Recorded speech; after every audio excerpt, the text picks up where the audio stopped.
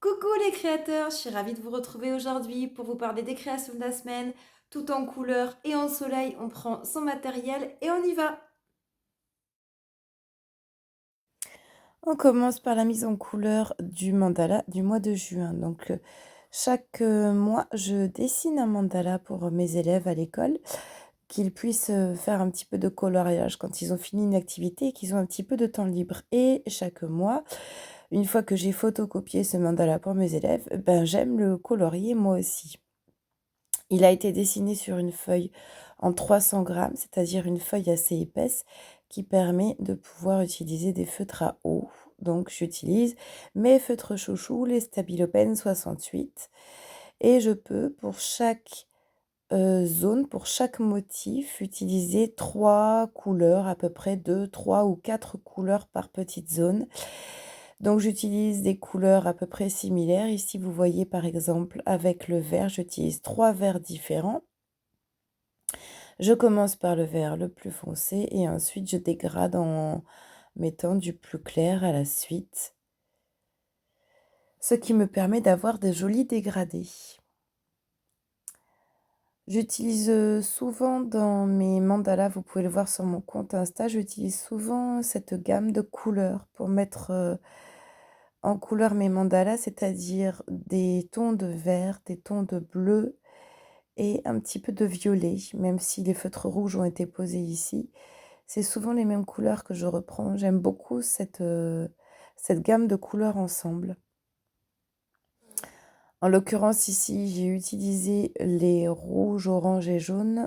Ensuite, une fois le mandala terminé, pour faire les lianes, ces espèces de petits tubes que vous voyez partir, donc les petites lianes qui ont servi à écrire juin, ainsi que toutes les lianes qui sont autour là du mandala et qui bouclent un petit peu tout autour. Ce qui m'a permis finalement d'utiliser toutes les couleurs de mes Stabilo Pen 68. Voilà, je ne colorie qu'un petit bout du mandala et je fais le reste en dehors du film. De toute façon, je n'ai pas fait tout le mandala. Vous verrez le résultat final en fin de vidéo. Je vous laisse le suspense.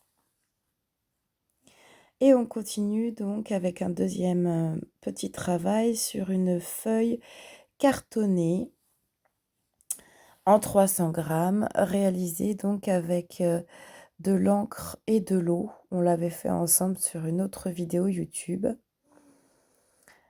sur laquelle j'ai tracé, vous l'avez vu à l'instant, des cercles concentriques pour faire 3 mandalas différents. Donc au crayon de papier pour les cercles et puis les 2 premiers du centre avec le stylo Unipin Gold doré. Je ne trace pas du tout les rayons au crayon de papier avec le rapporteur parce que ce sont des mandalas faits à peu près, donc approximatifs, sans utiliser les 10 degrés. Je trace juste un bout du mandala comme vous le voyez et puis je fais le reste en dehors du film. Donc ce sont des petits mandalas qui occupent chacun un petit morceau de la page, avec des formes assez simples pour l'instant. Je ne dessine pas beaucoup de motifs à l'intérieur, je me contente des contours.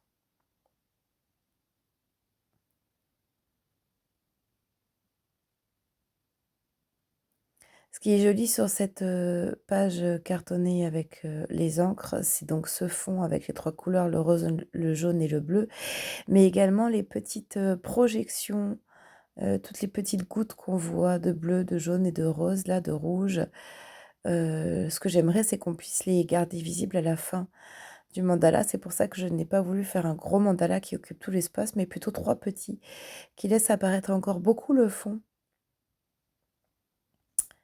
Voilà pour les 3 mandalas, je les complète et voici ce que ça donne une fois qu'ils sont complétés.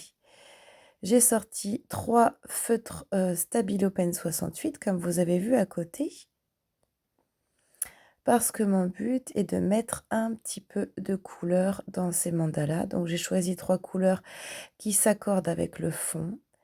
Je mets un petit peu de bleu, un petit peu de jaune et un petit peu de rose et je complète avec l'unipine en noir pour faire des petits motifs. en doré, puisque j'adore mettre un petit peu de doré, et également un petit peu de blanc avec. Et voilà ce que ça donne pour le premier. Juste une petite touche de rappel avec le rose, avec le jaune ou avec le bleu. Et ensuite compléter avec des petits motifs tracés à l'intérieur à l'unipine noir, ainsi que au stylo doré et au stylo blanc. Voilà, le deuxième est terminé.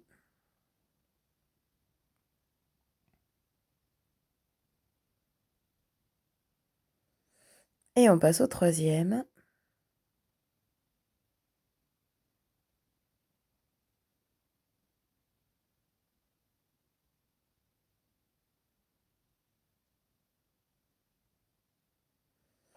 Avec toujours un petit peu de rose, de jaune et de bleu.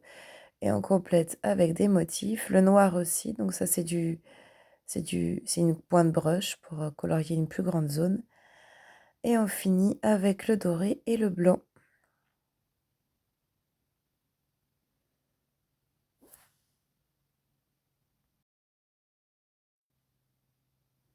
Le résultat est plutôt pas mal.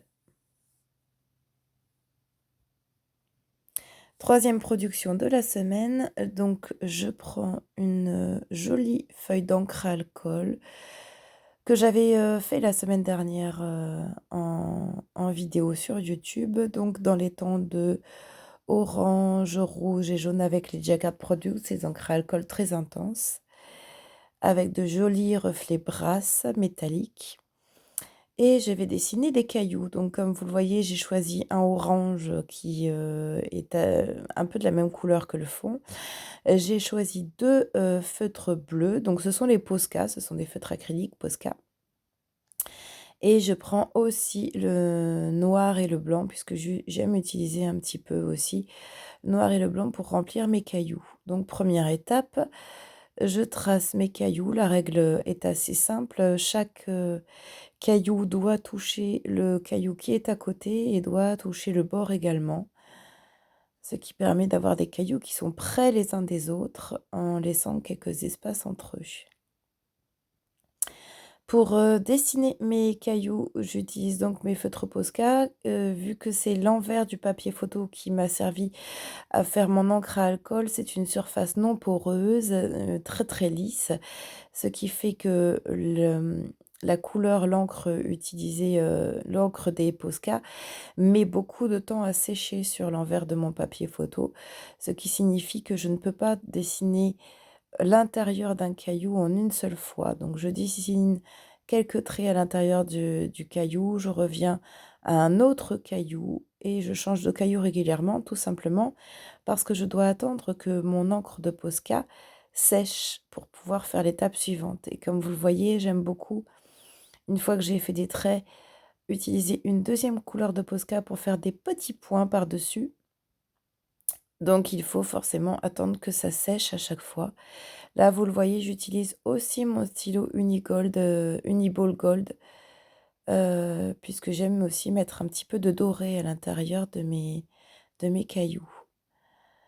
Comme c'est une planche avec de jolis motifs d'encre à alcool, je ne veux pas trop charger mes cailloux. Je veux qu'on puisse voir encore le fond avec tous ces beaux mélanges de orange, de rouge, de jaune. Donc je ne charge pas beaucoup les cailloux avec des dessins. Et voilà le résultat. Il me restera à remplir l'espace entre chaque caillou avec mon feutre noir.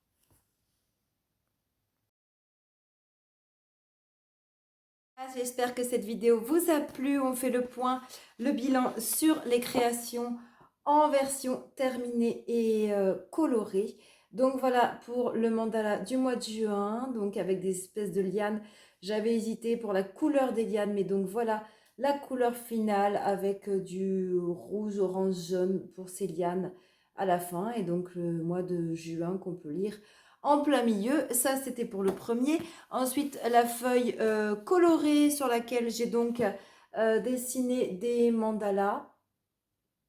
Donc on voit encore ce fond coloré.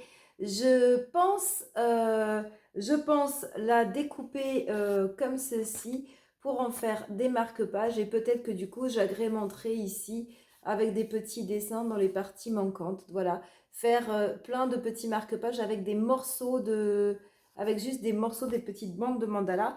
Et puis pour terminer, cette série cailloux donc avec du orange, voilà, un superbe orange jaune et puis le côté brillant de la peinture métallique Brass de mes Jacquard Products. J'ai laissé volontairement ce caillou ici complètement libre de feutre Posca parce que j'aime beaucoup les nuances, la couleur, c'est déjà tellement riche que je me disais que ça valait pas le coup de faire des dessins au Posca dessus. Voilà, j'espère que ces 3 créations vous ont plu à regarder en vidéo. N'hésitez pas à me laisser des commentaires, des propositions, des suggestions pour les prochaines fois. Et puis nous, on se retrouve la semaine prochaine ici sur YouTube et puis en attendant sur Instagram avec vos tags si vous souhaitez me partager vos créations. Passez une excellente semaine, éclatez-vous, faites de superbes créations et à très bientôt. Bye bye!